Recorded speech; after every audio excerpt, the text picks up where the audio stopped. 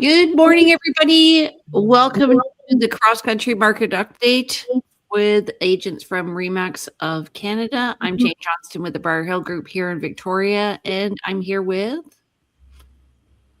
Stephen. Hi, Stephen Lau from Remax Excellence in Edmonton, Alberta.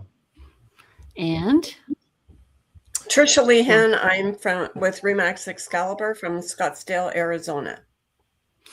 And she is our Canadian connection. And John Sheehan from Vancouver Island in the Comox Valley. And Denise. Denise Salmon from Vancouver, most areas of Vancouver. And Denise is coming to us from her office in her car where most agents normally work. Yep, so exactly. I just wanted to ask people, how are things going in your market? How are you finding things in, is it looking busy? Is it looking slow? We're in the first quarter here in 2026. So tell me what's going on. Why don't we start with you, Stephen, because the other day you were telling me things are quite quick and you are low on listings. So that's true. When people ask you what's the real estate market doing, it's doing many different things in different areas of the city. But for Edmonton as a whole, we're sitting in about 6,200 listings, about 2.9 months of inventory, which seems somewhat balanced. However, in the more affluent areas, people are just snapping things up within quite often days. And our average median detached home price is $535, so it's a very affordable part of Canada, and we do find lots of people from other parts of Canada moving here, particularly young families, for that reason. Wow, $525 for a house. That sounds awesome. $535. What about $535? $535. Okay, yeah. What about you, John? How are things there? Again, it's a funny market. The first quarter, I would say the first few months was, on the slower side. And then we expected the spring market, as historically gets busy around like kind of mid-March. We didn't see that. We didn't see it up here. And then I would say, spring break happened and people coming on vacation and school's out. We thought, okay, well, this is it. Our spring market's here. But no, it was delayed a bit again. And so towards the end of spring break, which was probably, early April, I was scratching my head, going, okay, where are all the sellers? The gardens are blooming. Sellers should be out there getting their homes ready. And then I'm like, I guess we're not having a spring market. And then last week, I would say a week and a half ago, I've been in 4 multiple offers. So yeah, sellers, we've had more listings last week than we've had, kind of over the last 2 months. So sellers are now starting to get their homes on the market. The buyers are starting to come out here. We have our military transfers, and they're starting about this week. So I would say, yeah, we have a delayed spring market, but I think we're here now. Okay, good. Yeah. How are you finding it, Denise? Denise is in West Van. Yep. Well, West Van's sort of an entity all on its own, but it's our higher price neighborhood. We had in March 425 listings and we sold 22. So it gives you an indication that market has been really slow. The bulk of what sold for under 3 million, which is a lot. I know, that's the low end in there. But then, we've had several waterfront condos go for, 8 million, 9 million, that kind of thing. So it's really it's quite schizophrenic in many respects. but very much like John said, overall, Vancouver is following similar trends. We've reduced our prices on a lot of product, and particularly entry level. That is now moving. So what was $6.99 is now $6.49, and we're getting offers and multiple offers on these things. So a lot of the entry level buyers have been sitting on the fence for a while. Entry into our spring market, same as John said, it's like we thought it would have kicked off sooner, but we've got listings coming on now. We've got listings coming on over the next few weeks into the middle of May, which normally would have come on, for before April, certainly in March. So it's very different.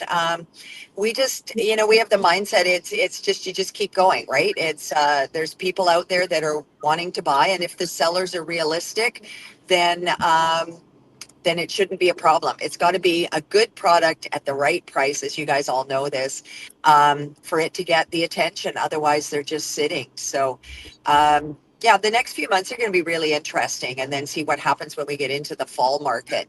But we're not unhappy with the amount of business that we're doing right now. I had a property up in Kitimat, a commercial three building rentals, and we've got an offer on that now after 2 years. So, interesting.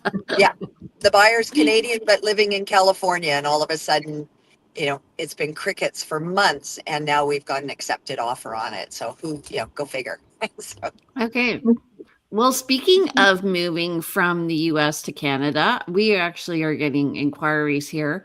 I'm wondering how things are going with you, Tricia, since you're in Arizona. I know that some Americans maybe are selling there. Are they moving to Canada, or are they repatriating, or are they just selling investment properties? The majority of my clients from Canada here, they are holding on to their home, but we're seeing a tremendous, I don't see anybody I know in Arizona or across the US moving to Canada, just because I'm not really exposed to that market. But we have a very interesting market here. There's 24 cities in the Metro Phoenix, Scottsdale, Arizona area. And 13 of those cities, starting with Chandler, and I'm actually going to be putting up a new property there for Canadians from BC, is the hottest market. Scottsdale continues to be blowing it out of the water. But, we are seeing some properties go under contract in 24 hours, but we're also seeing properties sitting on the market 2 months, 3 months with some activity, but not going under contract. So the cities are different. But so for Canadians that want to invest, Arizona, Maricopa County is a perfect place. They announced probably 3 years ago that they were going to be building $100 billion Taiwanese semiconductor chip plant here. About a year ago, they bumped it to 150 billion. They bumped it to 300 billion just earlier this year. And now Japan is coming in and going into Chandler, Arizona, and they've identified a $300 billion. So our growth here is incredible. Well, it's interesting because here in Victoria, it feels like it's been slow. It also felt slow last spring. There's Ginger, by the way, my dog. Morning, Ginger. We are, let's see, for single family homes, our total units sold in 2026 was 27 in Victoria, 269 in Greater Victoria.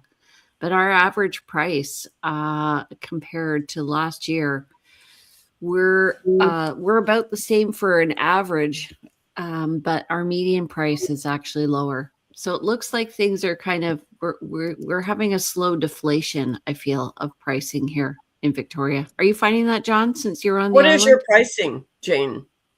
What is your pricing? So in Victoria itself, the median price is 1.2 million, and on the West Shore, we're seeing anywhere from 965 to 1.1. So it depends. If newer construction is getting a little is garnering more money than resale homes. And they're very popular communities out here. So that's tending to attract buyers. But we're seeing, it's interesting, overall, bigger homes on big lots are still selling well. So those in North Saanich and Metchosin are doing well. So people are still looking, I guess, for, exclusivity, I guess, privacy. Jane, Yeah. can I ask what's your inventory on pre-sales like? How is that being affected in your market? So it's being affected big time. I don't know the exact numbers, but I can tell you there was a big completion that happened in December, and I was talking to the listing agent. He mentioned that of maybe probably like 100 units, 15 didn't complete. Yeah. So people just chose to walk away. And we're also finding, like on the West Shore, there are two big developers in Royal Bay, and one is doing a really smart thing. They've actually approached people who are renting and asked them if they want to do a rent to own. And what that means is they take a portion of their rent and apply it to a down payment in the future of a condo in their own development, so that they are getting the renters to come to their development as opposed to go to the other development. So it's not like a typical rent to own, but just more like you're creating a credit to purchase, which I thought was smart. That makes sense. Yeah, our pre-sales, it's a tough one. It's a really tough one. And my daughter is the VP of sales for a big developer downtown Toronto, and they've had to do some real kind of switching of their what they do. They've actually converted several of their projects to rental buildings, and trying all sorts of incentives with realtors, the buyers, you name it. But really tough. Yeah, it's a great time if you want to buy. It's a great time, I think, actually. And of course, everybody doesn't want to buy because they're afraid that the market's going to go down, but the market's down. So that's why, actually, part of one reason why I wanted to have this discussion today is because Stephen was saying last week how fast it was going. So I'm wondering, what is a stimulus for your market, Stephen? Again, the real estate is always affected by, what else is happening in the economy. Like, no city lives in its own little bubble. I mean, Edmonton and Alberta, as you've probably heard in the last few years, has been the recipient of well over 200,000 immigrants. And that's within 1 year within the country. We're not talking about out-of-country immigration. We're talking about interprovincial migration.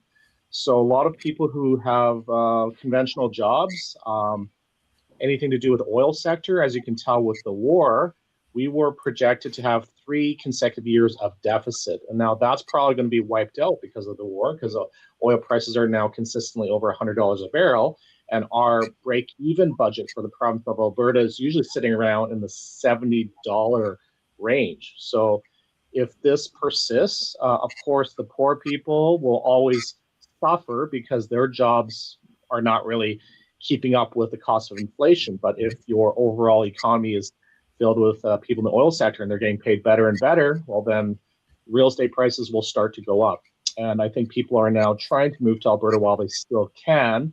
I have also seen people move to Alberta because they're financially stressed, particularly from Ontario, because their average house price is still over $1 million and their incomes are actually no better than Alberta. So when you come to Alberta, you basically live with more freedom. You're smiling more because of the cost of living is much less, especially on the housing and your monthly payments. So on the long term, again, for the younger people, I'd say people under 45 who still have 10, 15 years ahead of them, starting families, etc. Alberta is the place to go. Calgary's got a lot more expensive. Their average prices are about $7,000. So we have a pretty substantial $150,000 gap. And Edmonton is a really beautiful place to live. So it's a win-win for anyone looking to move to Alberta. John, what are you finding? Where are your buyers coming from? Yeah, well, normally around this time of year, they're coming from the Lower Mainland and the Fraser Valley. but we haven't seen as many buyers as the past, mostly because they can't sell their homes, or they were having trouble selling their homes, in 2025, early 2026. Now, that being said, kind of going along what Stephen was saying, that we're the local kind of go-to for people who are selling on the mainland, and they can certainly buy a single family home at our average price is about $850 versus the Vancouver average price over 1.2, 1.3. And again, just to give you our most recent example, 2 days ago, I worked with a client who sold their condo in downtown Vancouver, I think for around $7 million, and they bought a single family home with property, move-in ready for just under $850. So, I'd like to see more Lower Mainlanders coming over. They're not quite here yet, but And as I mentioned earlier, military are now starting to come in as well. So they got their transfers. They'll be starting to shop probably in the next 2 weeks.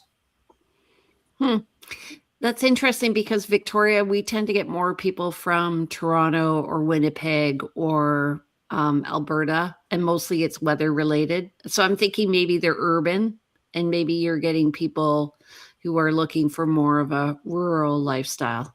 Yeah, for sure.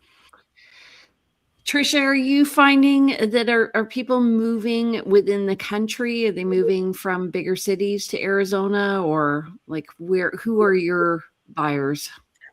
We continue to have a lot from the Northeast, Chicago, Wisconsin, and a lot of those people have second homes here.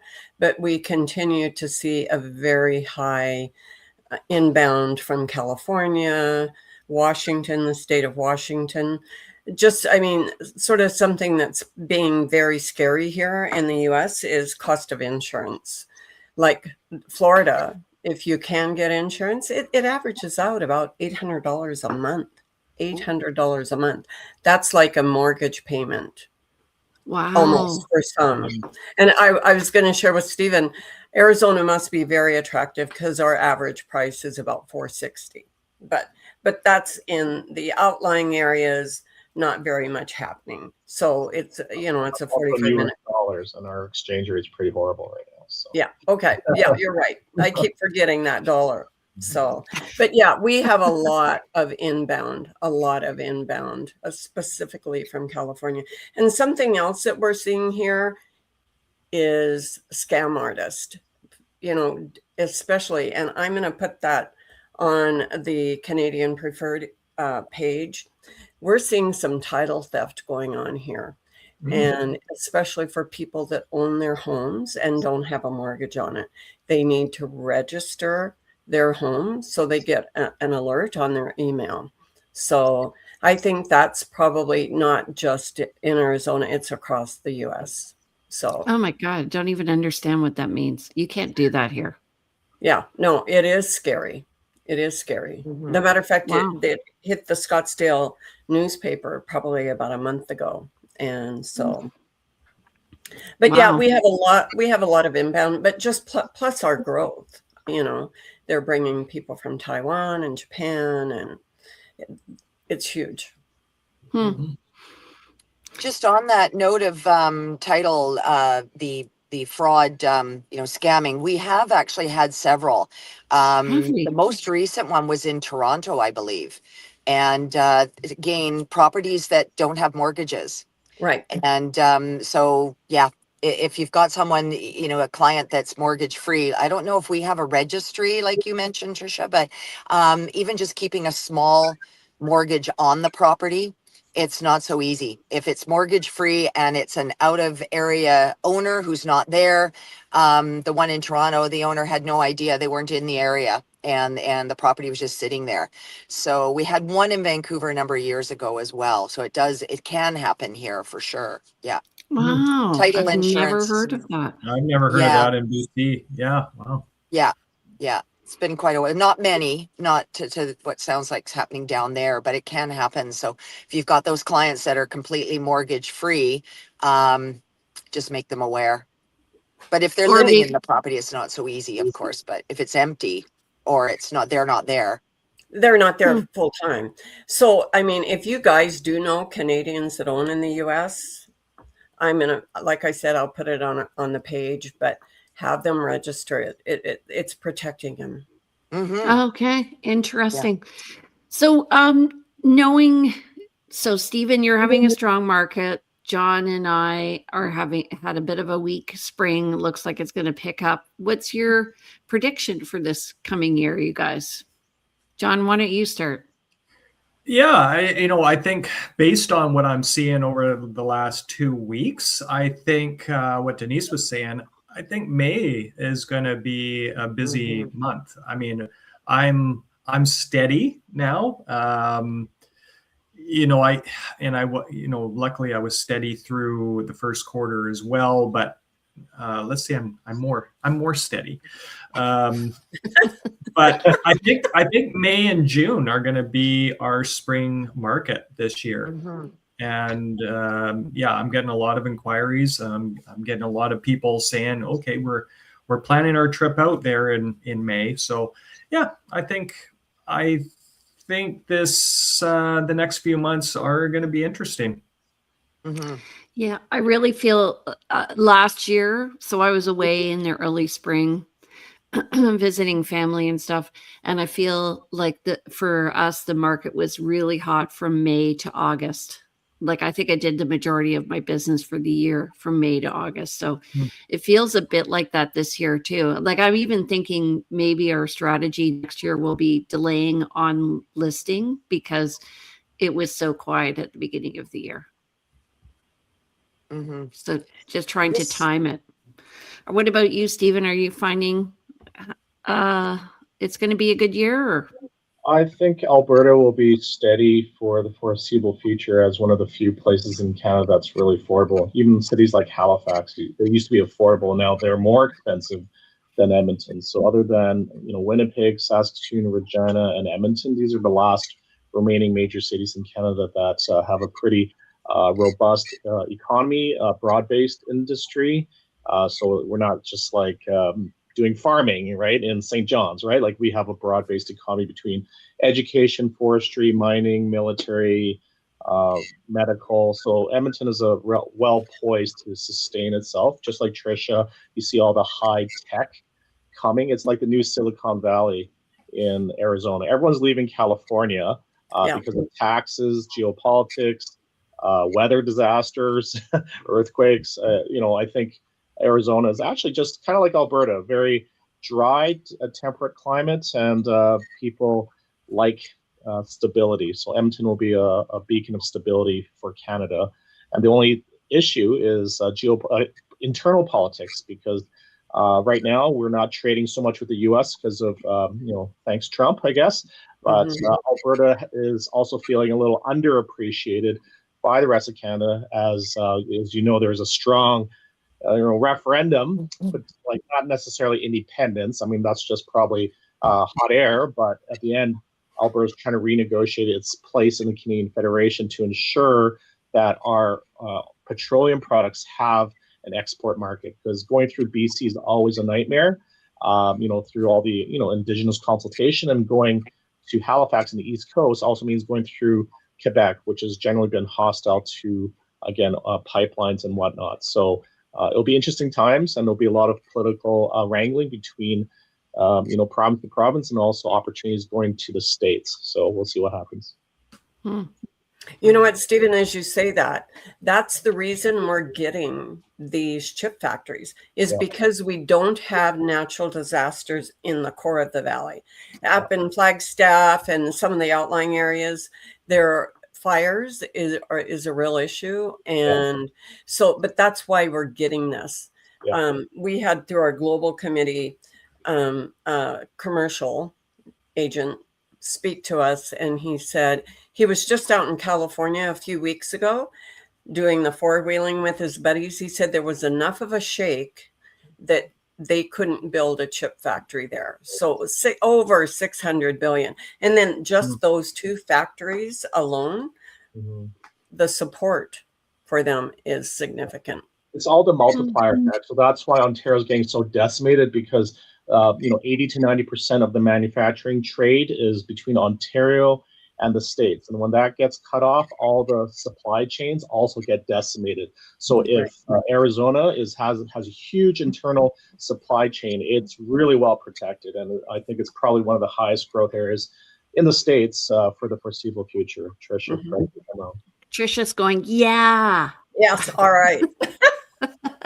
We had an issue. So I always thought that, government, universities, we have prisons, we have tourism, we have white collar. I always thought we were a bit insulated, but last year we had a strike with the BC Government Employees Union, which is a big proportion of people who live in Victoria. Plus, we had the restriction on foreign students coming in. And so our whole rental, especially condo unit, that has been the sector of housing that has suffered in Victoria. So single family homes have done well, row townhouses have done well, but our condo market has it's inflated in terms of the number of listings compared to normal. So we're finding that has come down. So year over year, we had 18.8% less sales. And price-wise, we haven't come down so much, but it's been a struggle to get properties sold, condos anyway. So you have to be really price sensitive. We all know that, Absolutely. right? Yeah. Okay. Well, are you guys interested in doing this again? Yeah. Yes, absolutely. Mhm. Okay. So this was just a light overview, and hopefully we can get together maybe after the next quarter. So in July, once we know what's been happening in the market, Yeah. if people want to get in touch with you regarding real estate in your area, what is your contact information? Why don't we start with Stephen? Hi, Stephen Lau, EdmontonHomePros.ca, phone number 780-905-8282. Okay. And Trisha? Trisha Lehan, Trisha at ArizonaCanadianConnection.com, and directly to my cell is 602-689-9977. Okay. And John? Yeah, John Sheehan from Remax Ocean Pacific in the Comox Valley. Number is 250-207-4080. And email is John, John, at islandliving.homes. Awesome. And Denise? I've got you all in my database. So I've got all your contact info. But, Denise Salmon, Remax Masters in West Vancouver. We work, most of the Vancouver area. My email is denise@dkgroup.ca, and my phone number is 604-612-7523. Great to see you all this morning. Yeah, and I'm Jane Johnston. I'm with the Briar Hill Group at Remax Camosun here in Victoria, BC. And you can reach me at 250-744-0775. And you can look at what's happening in real estate in Victoria at briarhillgroup.com. All right, you guys, thank you so much for joining us today. I really appreciate it. We'll see you later. We'll see you in July. Bye-bye. Thanks, Jane. Thank you. Thanks, everybody. Jane. Bye. Good to see you all. Bye-bye.